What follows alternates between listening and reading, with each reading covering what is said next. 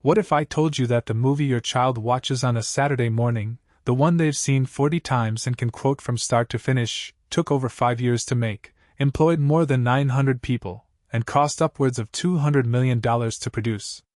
Animation looks effortless on screen. Characters leap and dance and cry with what feels like pure magic. But behind every single frame of that magic is a mountain of decisions, technology, artistry, and human labor that most audiences never think about.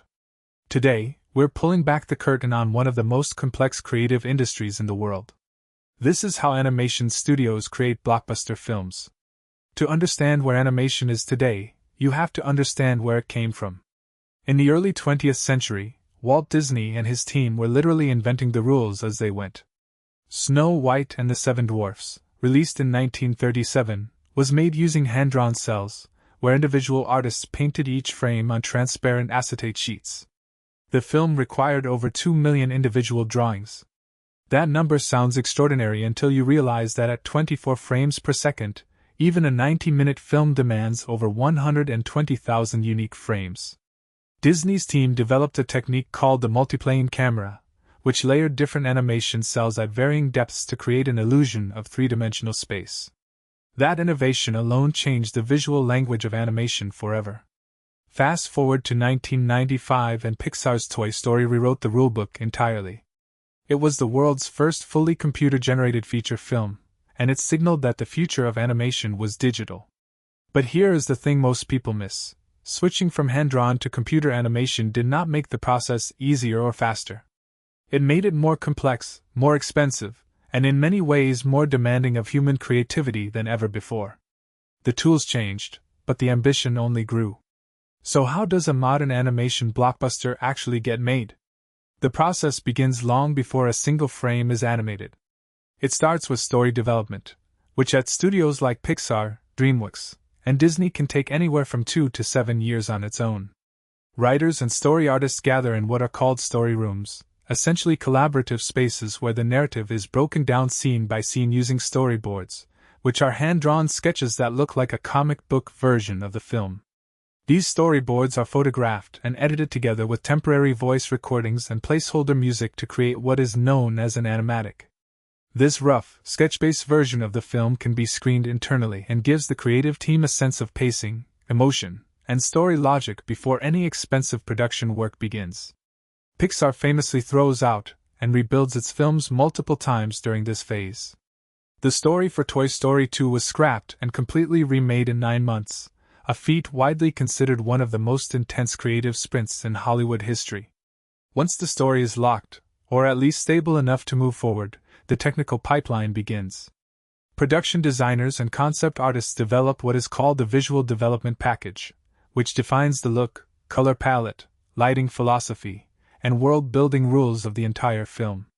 Every surface material, every architectural style, every cultural reference point gets documented.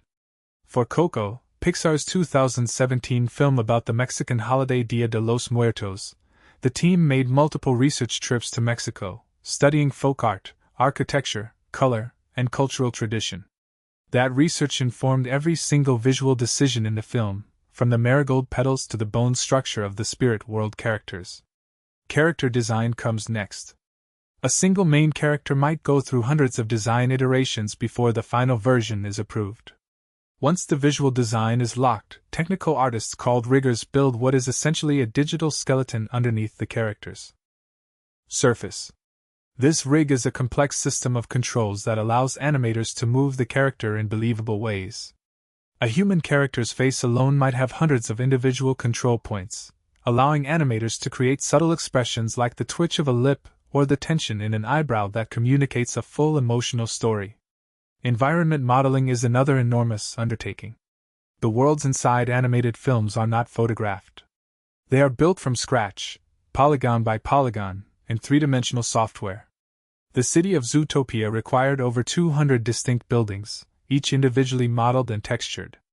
The filmmakers studied real cities around the world, breaking down urban planning principles and translating them into a world designed by and for animals. The level of detail is staggering. Streets had drainage systems. Buildings had architectural histories implied by their layering of styles. All of that detail was designed even though audiences would never consciously register most of it. The subconscious absorption of believable detail is precisely what creates immersion. Lighting in animation is perhaps the most misunderstood element by general audiences.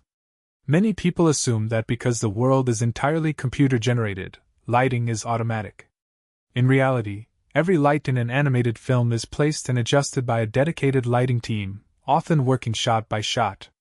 Studios like Pixar use physically based rendering systems that simulate real-world light behavior, including the way light scatters through skin, bounces off surfaces, and loses intensity over distance. The lighting department on a major animated film can employ 60 to 100 artists working for a year or more. Then comes the animation itself. Professional character animators at major studios typically produce between 3 and 10 seconds of final animation per week. That is not a typo. The reason is that high-quality performance animation requires constant iteration, review, and refinement. Animators study reference footage of human and animal movement, often acting out scenes themselves or filming each other to understand how a body moves through space during a particular emotional moment. At DreamWorks, animators working on How to Train Your Dragon spend hours with animal behaviorists studying how eagles and large birds move, then use that research to build the flight mechanics of the dragon Toothless. The rendering phase is when the fully animated, lit, and detailed scenes are converted from editable digital files into the final images that audiences see. This process is computationally enormous. A single frame of a modern animated blockbuster can take anywhere from 10 hours to over 100 hours to render on a standard computer processor. Studios address this by using render farms, massive server networks containing thousands of processors working simultaneously. Disney's render farm for Frozen reportedly used the equivalent computing power of 40,000 home computers running continuously. Frozen's most complex scene, the snowstorm at the film's climax, took 132 hours per frame to complete. Sound design and music scoring happen in parallel with the later stages of animation, but they are anything but afterthought elements. Composers like Michael Giacchino, Hans Zimmer, and Alan Menken build musical scores that are intimately tied to the emotional rhythm of the film. For animated features, music is not simply placed over finished footage.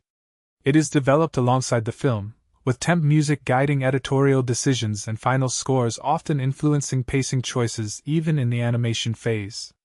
The sound effects team meanwhile creates entirely new sound libraries for each film. For a film like The Incredibles, set in a retrofuturist world, the sound team designed mechanical, analog-feeling sounds for a digital environment, building a consistent sonic identity that reinforced the film's visual style. Voice performance deserves its own discussion. While celebrity voice casting often dominates headlines, the actual recording process for animation is remarkably unusual compared to live-action filmmaking. Voice actors frequently record their lines alone in a booth, without co-stars, and must deliver performances that convey full emotional reality without any physical environment or scene partner to react to. Directors like Andrew Stanton at Pixar are known for running voice sessions almost like improv workshops, getting actors to explore emotional territory well beyond the scripted line to find the authentic core of a performance. Many of the best moments in Pixar films came from unscripted improvisations captured in recording sessions. The final stages of production involve color grading, final compositing, and what studios call the finishing pipeline, where all elements are assembled into the master files delivered to theaters.